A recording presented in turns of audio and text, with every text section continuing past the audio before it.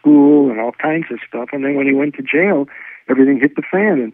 And when they would interview them, and they really said, I didn't know he was a businessman. I didn't know what he did, So, it's very hard to say, are they lying? Are they covering up? Are they trying to protect their children, the wives, and, saying they didn't know? Did they know? Didn't they know? It's very hard. I mean, they're all gone now. I tried to interview some of the wives who were alive for some of and they refused. I did manage to get to some, like the children and things, who did talk to me, and some of the relatives who did. But the wives of a number of people who were alive when I started doing the research, and they knew that I knew who they were, didn't want to talk to me, even though I had friends who, one of my friends was late friends was a pediatrician for the grandchildren of the wife of a mobster, a very famous mobster. And he said, look, he just wants to talk to you about what kind of father, she was the daughter of this mobster. He just wants to find out what kind of father. She refused to talk to me. They didn't, and I understand that. To resurrect this and to expose themselves and the family to this, they didn't want to, even though everybody knew who she was. I'm sure there's fear too. They fear don't need is a big it, element, right? Of course. Yeah, of course, and the fear of what it would mean for the family.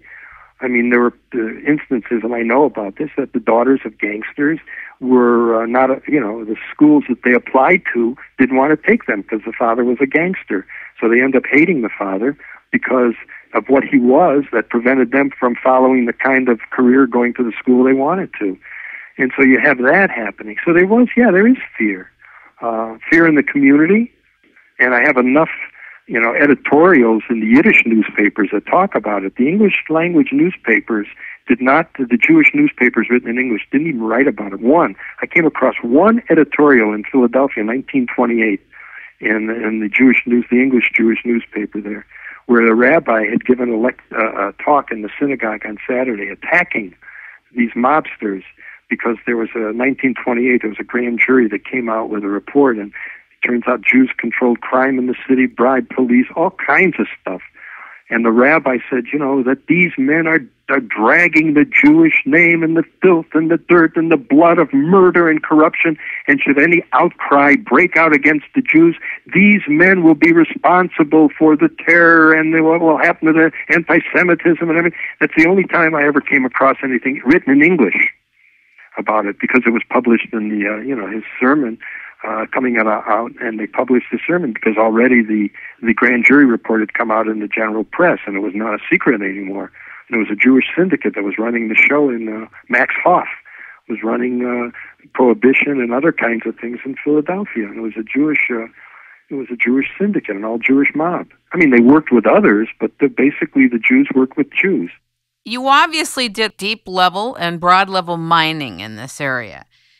Right. What is the overriding theme, in your view now, that led these Jewish men to become gangsters?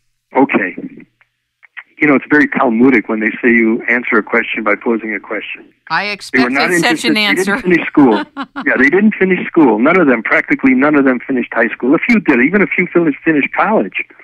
As a killer in Murder Incorporated, the Tannenbaum, his parents owned hotels in the Catskills, and he was graduated college, but he found it more exciting to be a hitman than he did, getting into the business.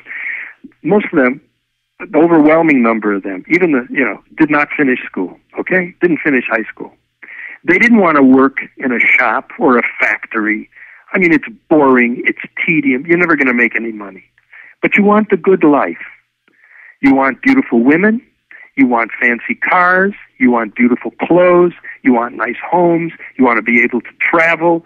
You want kind of recognition of some kind. You want a certain amount of power. How do you get it if you're uneducated, if you're not interested in going to school, if you're not interested in working in a store, in a shop, working your way up, et cetera, et cetera? How do you get that quote-unquote good life? How do you get the money? The same way you do today. You get involved in crime. And if in those days, like even today too, if you're willing to, you have to realize you're going to have to use violence. You have to expect to get violence, and you've got to be prepared to use violence. Mickey Cohn said it, a gun is like a carpenter's, it's part of the trade, and this kind of thing. And so they were willing to do it because at least for their short lives, and most of them did not live full lives. Few did. Meyer Lansky in his 80s, Bo Dalitz in his 80s. Some of the others lived longer because they got out of it and used their bootlegging gains, prohibition money gains, to go legitimate and things like that. Some stayed in it, and they didn't live long. They lived into their 40s, maybe their 50s, and either they were killed or whatever, or went to jail for their rest of their lives, etc. How do you get the good life if you're not interested in doing it the legitimate way? I want to share with you the theme that I picked up from the examples that you gave. It seemed to be in a lot of these examples, there was also financial suffering or poverty, watching their mothers struggle, or something happen in the family where they were almost into a kind of forced poverty or forced horrible financial situation where the sons made some decision that they were going to get out of it no matter what. By the way, I'm not saying this to justify anything, but it felt like a theme in that book.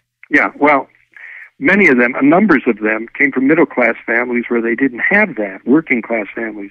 But lots of them who got into crime came from poverty. I mean, that doesn't necessarily mean that there wasn't some money in the family. Fathers were working, but many of the fathers never made a living. There's a reason they loved their mothers. They all loved their mothers. But a lot of them had issues with their fathers. The fathers never made a living. They were immigrants. How much can an immigrant make? It's not like the moguls in Hollywood who on their own, these immigrants, created the movie industry. Well, they didn't create it, but they certainly dominated it and stuff. Many of them, the fathers just didn't make a living, and they were poor. And so many of them told me, I swore that I would not be poor, that I would give, quote unquote, my mother everything she ever wanted. And so, so the first thing he did was bought a home for the mother. Gave her everything because of, what she went, the Yiddish Mama thing, So they loved that song, My Yiddish Mama. They would weep and wail when they heard Sophie Tucker sing this thing. And that was part of it. Poverty is a great motivator, but some people, that grew up with them didn't go into crime and got out of poverty in other ways, whether it was business or whatever. And others went what they call the crooked ladder to success, crime. But poverty is a great motivator. Not having money and wanting to support your family or giving them the things that they did without when you were a child. It's a great motivating factor, and a lot of them had that. So why would the young guys who came from, let's say, a middle-class family, why did they get into it? I think that would be very interesting to profile. Why? What led them into it? Well, I spoke to a number of them, and then I read enough about some of these. Excitement. Much more exciting than running a movie theater, like Charlie Solomon in Boston. They called him the King because the Jews had a king, King Solomon. So they called him Charlie the King Solomon. Ran the rackets in Boston and in New England for a number of years till he was killed in the bathroom of a restaurant. But his family owned movie theaters, and other kinds of things. Why the heck did he didn't have to. I mean, the family was, we'll say, middle class and moving into upper middle class. He could have gone into the business. A lot of them did it because it was more exciting. The notion of, getting involved in it. But, I mean, that's part of it, too, the attraction. The movies tended to glorify that until they were killed. You're on top of the world. Everybody's afraid of you. You walk down the street, and the streets the people walking in the opposite direction, they part. It's like the Red Sea parting when you walk by. You're recognized. You're known. And what does that do? It's an aphrodisiac. Where do they get these beautiful women? How come they always had these beautiful women going out with them? What is it about mobsters that attracted these women, starlets and other people? What is it about them? I mean, these guys were killers and everything else, and then you always see them with these beautiful women. Well, what is it? What are they? What attracts them to this? It's power, and it's this, that, and money. Whatever. So that's part of it. Poverty too, but a lot of people not that many, but the ones that grew up in middle class homes and certainly didn't have to do that, could go to school if they wanted to, like Lepke Buchhalter. His one brother was a dentist, another brother was a rabbi, a sister was principal of a Jewish school in Denver. I mean, they all did something. They said, "We'll put you through school."